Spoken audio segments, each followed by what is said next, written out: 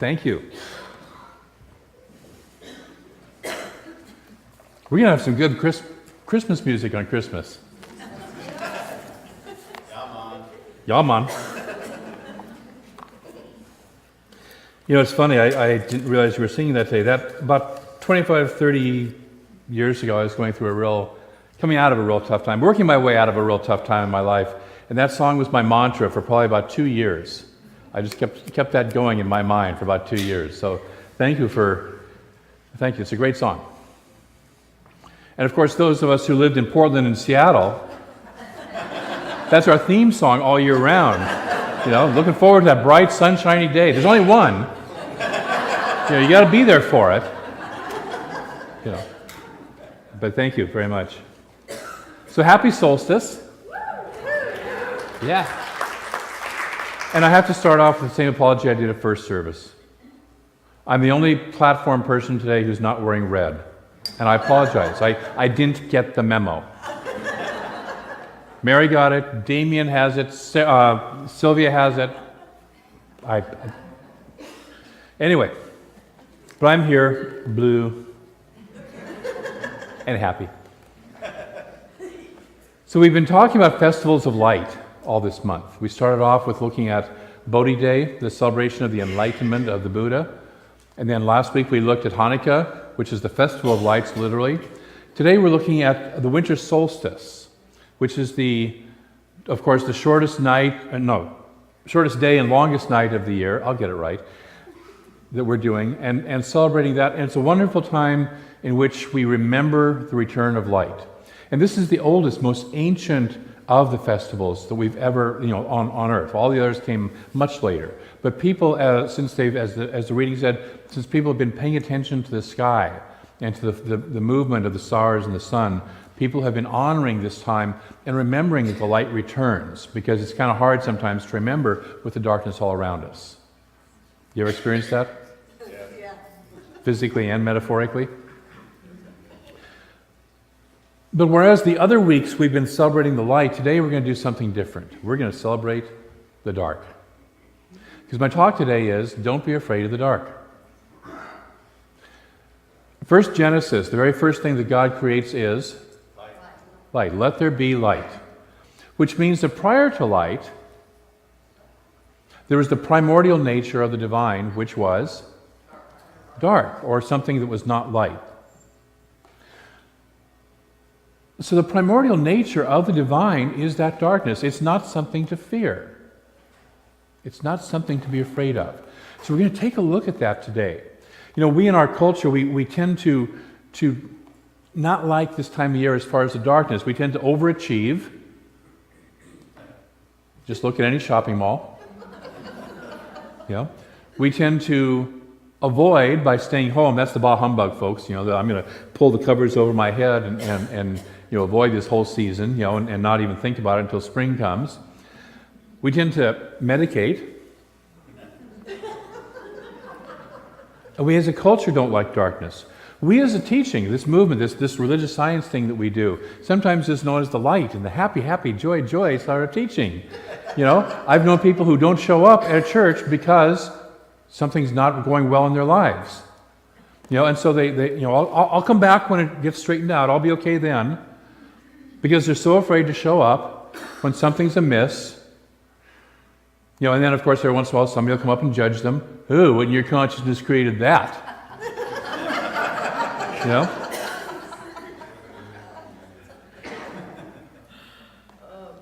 So the dirty, dark little secret of the spiritual path, of walking the spiritual path, is sometimes there's darkness. Anybody besides me ever experienced that in walking the spiritual path? Yes? All the hands go up. We teach change your thinking, change your life. And it sounds so good and it sounds so easy. But it doesn't happen overnight. It's like tomorrow is not going to be 85 degrees and sunny, is it? At least not here. Okay? It takes a while. In fact, it's going to get colder from now on for the next couple months. You notice that? So it takes a while for the earth to catch up with the fact that the sun is now coming back and returning because stuff has been set in motion. Now the sun will eventually return. Probably about somewhere after we're sitting there going, okay, enough of winter already, please. I remember when I was driving down here last year, it was late March, early April. I was driving through Bend, Oregon, and it was snowing. And there's a big sign there that said, whoever's praying for snow, please stop.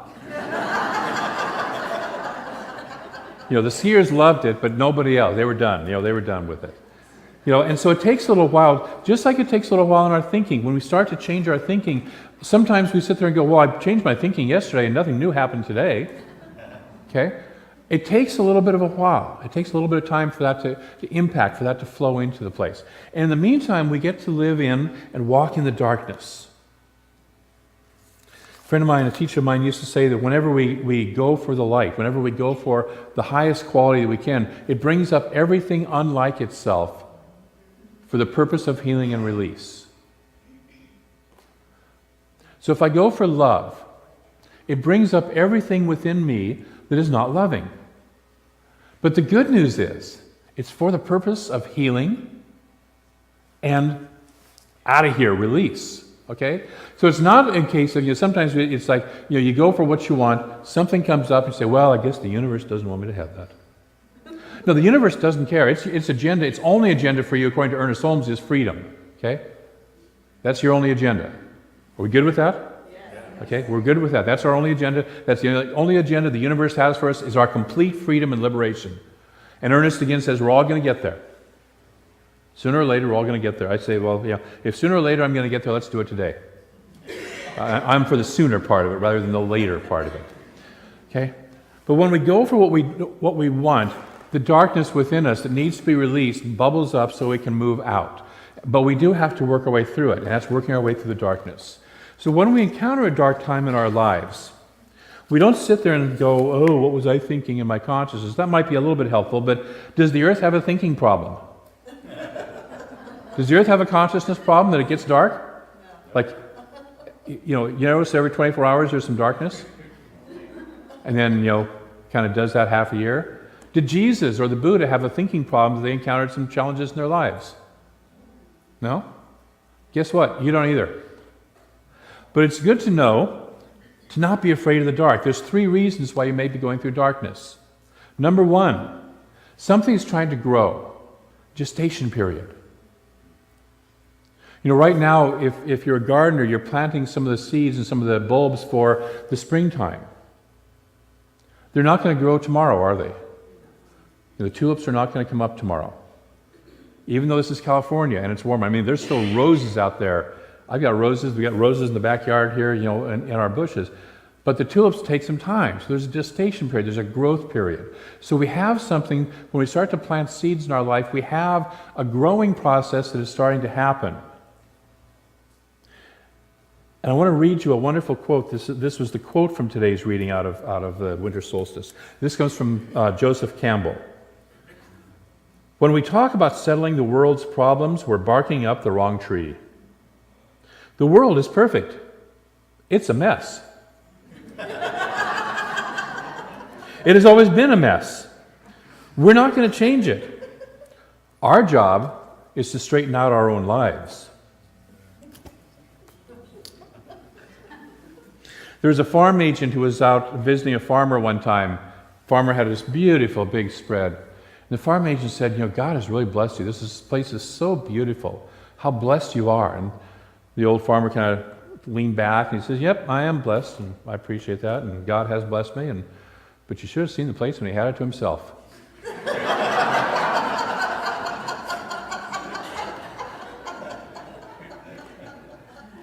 The creative process is messy. In the first service I talked about my desk, my office. All I got to do to see, I'm a kind of creative kind of guy. I'm not an orderly kind of guy. My home is not the same way, but my office where I do a lot of the creation is a mess. And I was feeling bad about that, and Reverend Mary said, yeah, you should see my desk. And so it's like I felt better, because she's a very organized person, but when she's writing, when she's creating, that you get stuff scattered all over the place. Every artist I know, has a mess going on.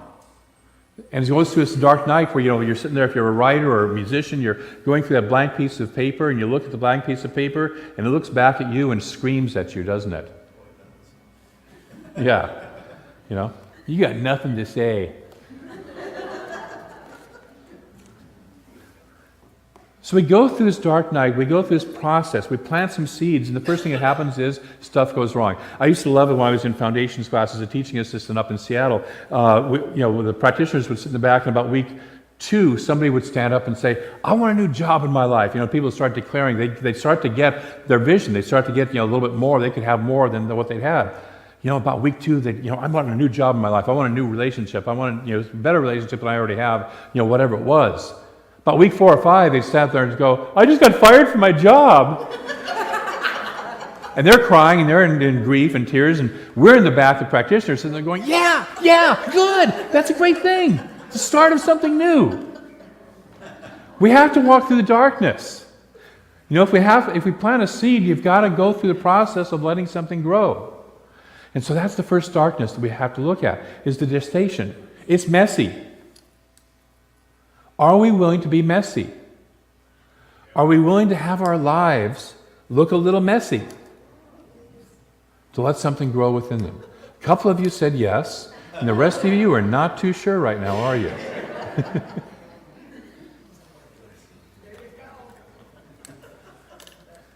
Are you willing to be messy? Yes, all right. Whew. I was going to say, maybe I'm doing the wrong talk for this service, but the first service was enthusiastic about that. So that's the first way that we walk through the darkness, is there's something that is growing.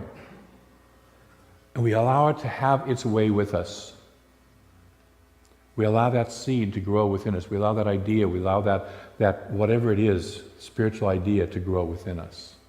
The second reason we encounter darkness is because something is dying or falling away. And it feels uncomfortable. If we look at, again, out at the seasons, we can't have a spring without going through fall or winter. See, the trees have to let go of, the flowers have to let go of the old growth, what was there before, in order to get new and greater growth than was ever there before. So right now the trees are sending their roots down deeper into the earth, and they will come back out in the spring bigger than they were before. We have to do that work. We have to do the gestation, we have to send the roots down, and we have to do the letting go and the falling away so that something greater can grow. And you know what? It's dang uncomfortable, isn't it? Yeah. Because what's falling away is our ego idea of who and what we are. And our ego idea is always too small. And so we become like the snake that sheds its skin or the crab that sheds its shell, because we have to let go of that in order to grow, in order to become something bigger than we already are. We have to let go. But just like the snake and the crab, when we shed our shell, we feel very, I'm going to try saying that 5 times real fast. Shed our shell, shed our shell, shed our, okay. Maybe I shouldn't.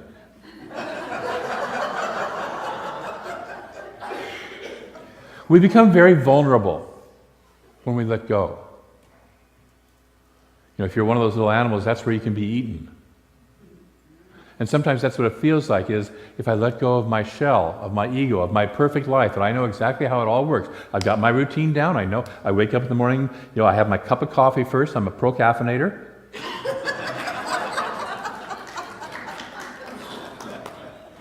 And then I do this, and then I do this, and I do this, and all that, And one day the universe says, guess what? Your routine is gone. And it feels uncomfortable. It feels vulnerable. We know how our relationship partner works. We know exactly how to push their buttons and what responses we'll get. They know exactly how to push ours and what responses they'll get. And one day, dang it, one of them changes. The buttons no longer work the same way. How frustrating, Are we willing to let that old idea, that old identity of who I am start to fall away? Because if we want to move into our spiritual magnificence, the truth of who we are, we have to let the truth of who we are not fall away.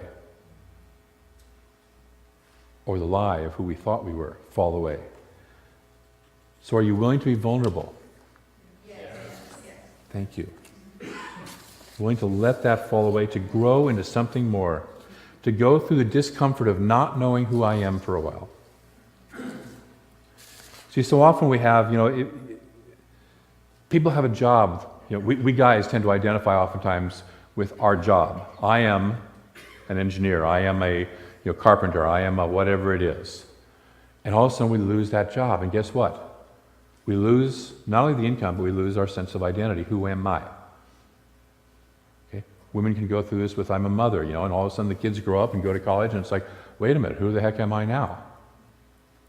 Okay? And so are we willing to lose that identity? So that's the second part of the darkness, is letting the old fall away. The third reason we would go through darkness is literally because we are blinded by the light. Do we have Queen queued up yet? Yeah. Blinded by the light. We are blinded by the light. We have such an insight, such a spiritual vision pops into our lives that we are suddenly blind in the world. We can't operate in the world because suddenly we've seen something that's so magnificent and we look around.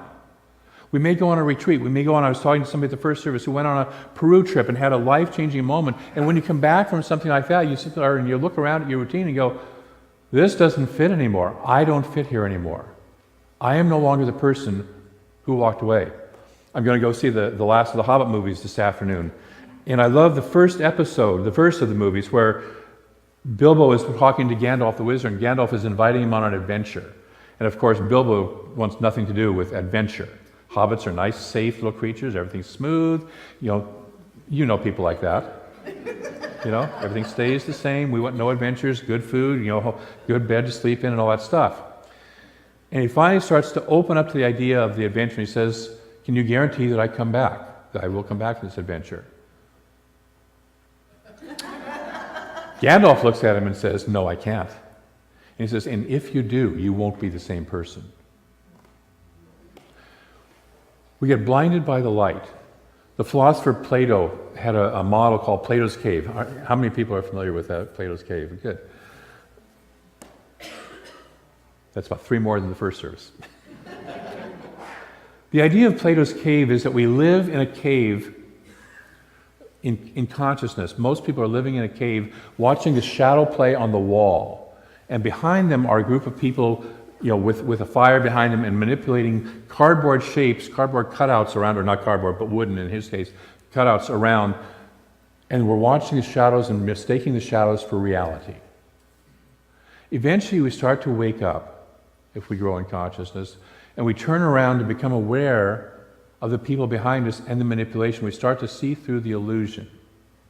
And many of us in the waking up state are like that. Eventually, we say, wait, there's a door out of the cave. I can actually walk out of this entire cave. And we walk out, and what happens first? We go blind. Because the light is so bright. We've been living in a cave the whole time, and the light is so bright that we can't see. And a whole lot of people will say, I'm going back to the cave. At least I can see in there. Okay? And so it takes time when we get that spiritual vision, when we get that spiritual call. It takes time for our spiritual eyes and our human eyes to readjust to the landscape that we're now living in.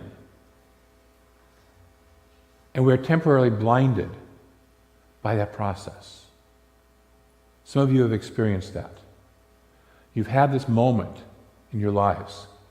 Some call it a mystical vision or a numinous experience or whatever. A moment where you see a much, much, much larger picture. And then you quick close it up again because it's like, I have no bloody idea how to bring that about or be that person. Okay? We've all done that. And so that's the third time when we experience the darkness. The ego goes blind. If we contemplate our divine nature long enough, the ego will go blind because we start to see the truth of who we are. And it is so brilliant and so beautiful and so magnificent. But the ego, which thinks it's running the show, and it's not, goes blind because it can't figure out how. And so are we willing to see the vision and allow ourselves to learn to adjust to it? Are we willing to stand in that blindness that comes from that process long enough to where we can start to become familiar with that new territory, with my true nature.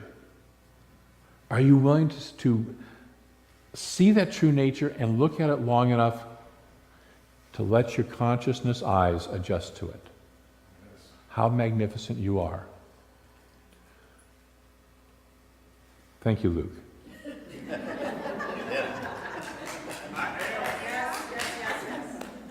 In the first service, we had Matt Childs, whose son a few weeks ago was hit by a train. And lived to tell about it. That is a good thing by itself.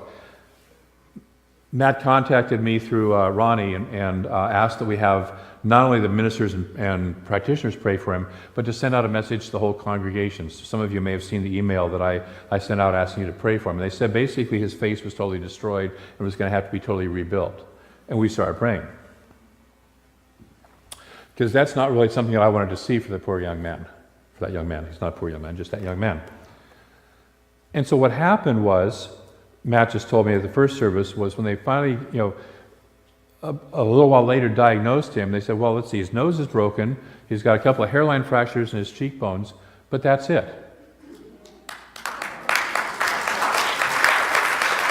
The entire facial reconstruction surgery that they said he was going to need did not need to happen, does not need to happen.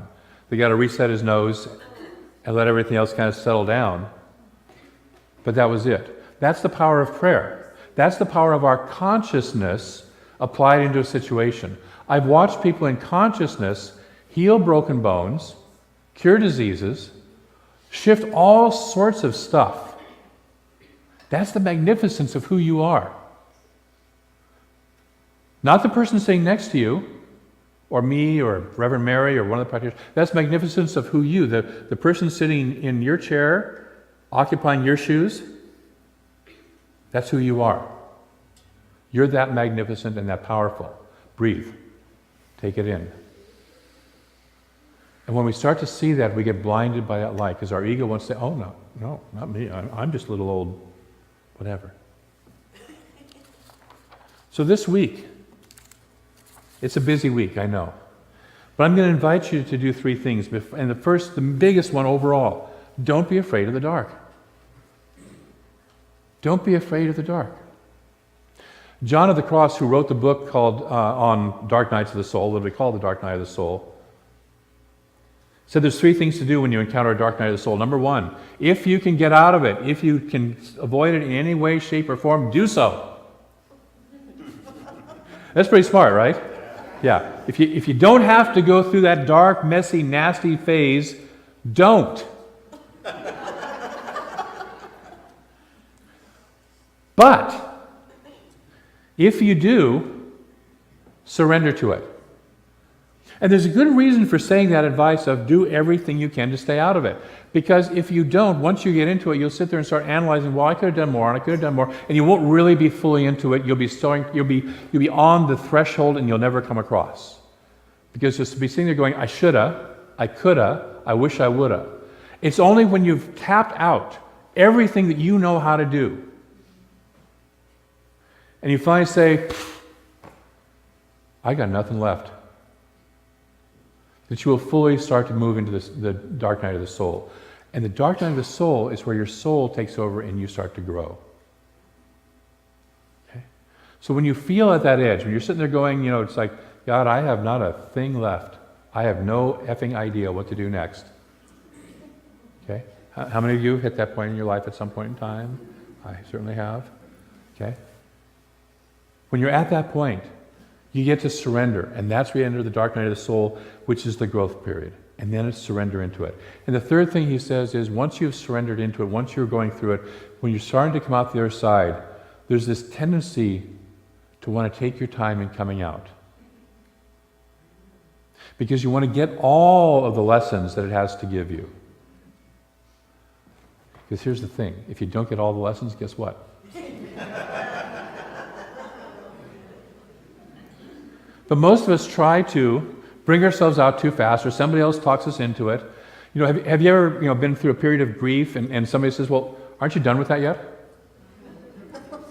Haven't you had enough time? You've grieved about that long enough.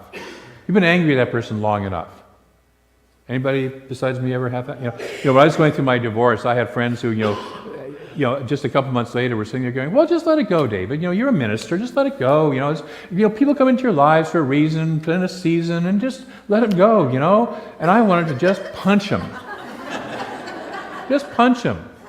Another minister friend of mine several years ago was going through a divorce and up in Seattle, and she said, if I hear it's all good one more time, I'm going to rip that person's throat right out of their body. This is a minister. Good minister. Okay? Take the time. There's no time limit on it. I was joking in the first service I think in the Vatican there's a little secret book that says this is the time limit for grieving, and everybody knows, excepting you, that it's only this many days long, and then you should be over it. What I find is that for each of us, it takes as long as it takes. The dark night of the soul, whatever we're going through, takes as long as it takes. The growing, whatever needs to grow, the letting fall away, whatever needs to fall away, the adjustment of our eyes to whatever we need to see, takes however long it takes for you. And it's perfect. And it's messy. And it's just beautiful, and it's okay. So this week, 3 things. Number 1, ask, what is growing within me? See, we're all in some phase of our life right now. All of us have phases of our life. We have parts of our life that are in the middle of summer right now, right? And some are in spring, and some are in fall, and some are in winter. What is it in that phase of your life that's in winter that wants to grow right now?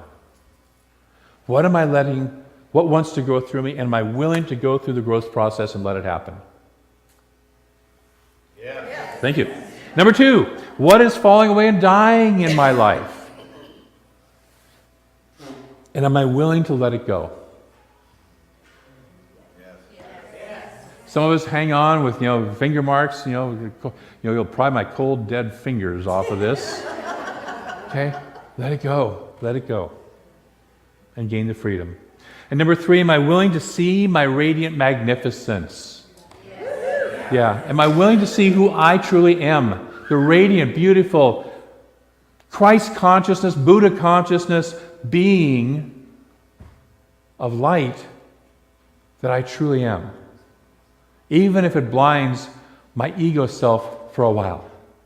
And I have no idea how to live that. Am I willing to see it anyways? Am I willing to get that there is more to me than I can imagine? Absolutely. That is your assignment this week.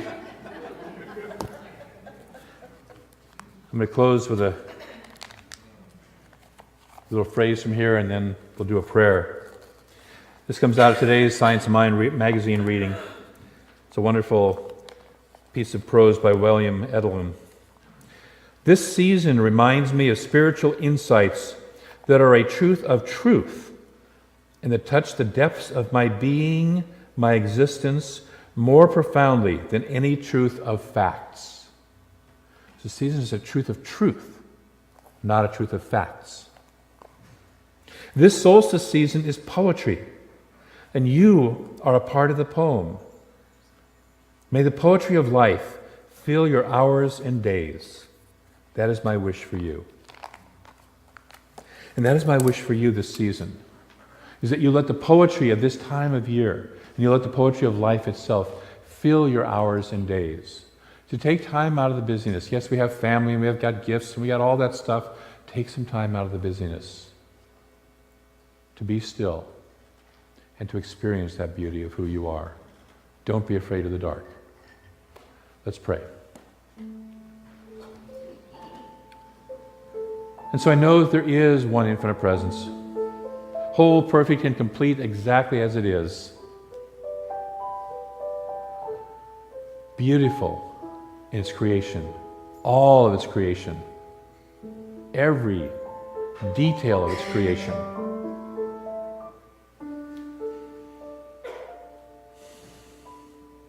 And that pure love that every mystic who's ever touched that infinite has always experienced, that absolute love that is greater than anything else, is fully present in, through, and as us right now. That infinite light, which we see, experience in the mystical visions, is fully present in, through, and as each of us right now. Because we are one of that infinite. Because that one nature is infinite, there's nowhere else to be, there's nothing else to be. So we ourselves are expressions of that, and thus we ourselves are whole, perfect, and complete exactly as we are this second. And so I speak my word that we drop our judgments of ourselves, of life, of other people, and experience, just be the magnificence of who we are. We simply allow ourselves to be.